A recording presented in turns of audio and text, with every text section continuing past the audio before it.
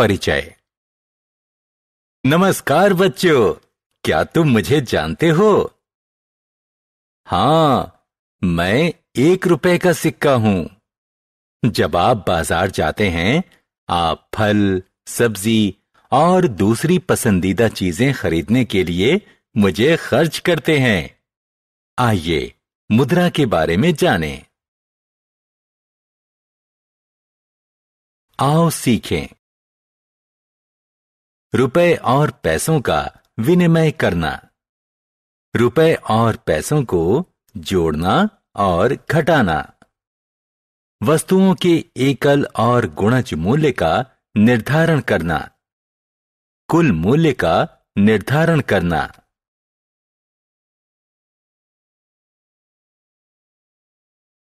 रुपए और पैसे का विनिमय। हम रुपए को पैसे में विनिमय से शुरू करते हैं, उसके बाद इसका उल्टा करेंगे।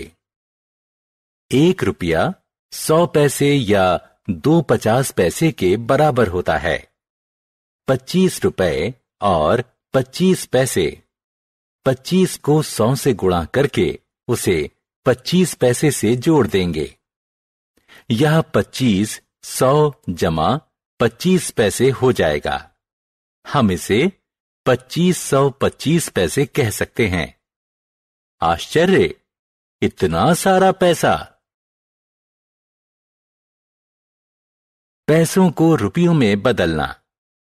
अब पैसों को रुपए में बदलने का समय है। 475 पैसे 400 जमा 75 पैसे के बराबर हैं। हम जानते हैं कि 400 पैसे 4 रुपए के बराबर हैं। अतः हम इसे 4 रुपए और 75 पैसे के रूप में लिख सकते हैं।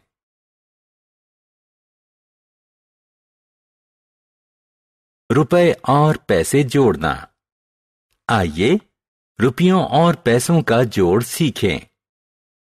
15 रुपए 50 पैसे को 2 रुपए 25 पैसे से जोड़ें।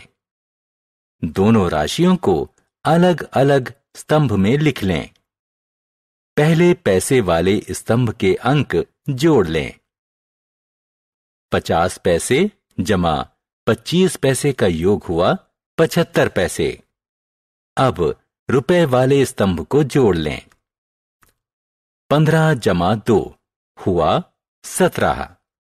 अतः योग हुआ 17 रुपए और 75 पैसे।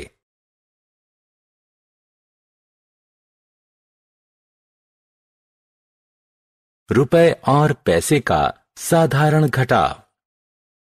रुपए और पैसे का घटाव सरल है। 50 रुपए 75 पैसे में से 1 रुपया 50 पैसे घटाएं। हम पहले पैसे वाले स्तंभ के अंकों को घटाएंगे, फिर रुपए वाले स्तंभ के अंकों को। अतः उत्तर होगा 49 रुपए और 25 पैसे। गुणज मूल्य। आइए सुने कि ये लड़कियां क्या बात कर रही हैं। मेरी मां ने ये 2 गुड़ियां खरीदी, एक मेरे लिए और एक मेरी बहन के लिए। गुड़िया का एकल मूल्य 100 रुपए था। क्या आप एकल मूल्य का मतलब समझते हैं? एकल मूल्य एक वस्तु का मूल्य होता है। अतः एक गुड़िया का मूल्य था 100 रुपए। 2 गुड़िया का गुणज मूल्य 100 गुणा 2 के बराबर होगा। गुड़ियाओं का गुणज मूल्य होगा 200 रुपए।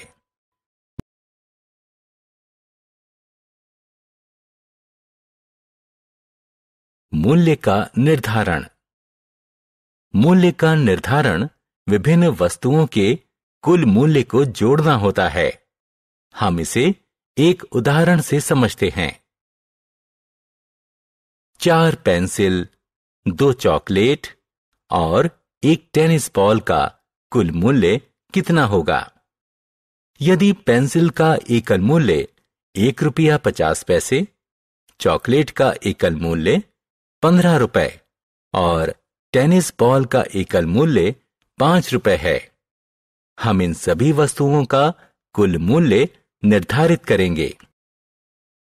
अतः कुल मूल्य बराबर है 4 गुणा 1.50 जमा 2 गुणा 15 जमा 1 गुणा 5 होगा।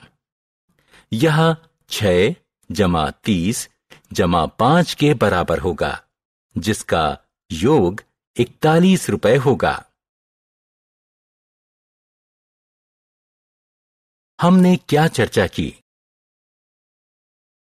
1 रुपया 100 पैसों के बराबर होता है। एक वस्तु के मूल्य को एकल मूल्य कहते हैं। गुणज मूल्य की गणना एकल मूल्य को वस्तुओं की संख्या से गुणा करा के करते हैं।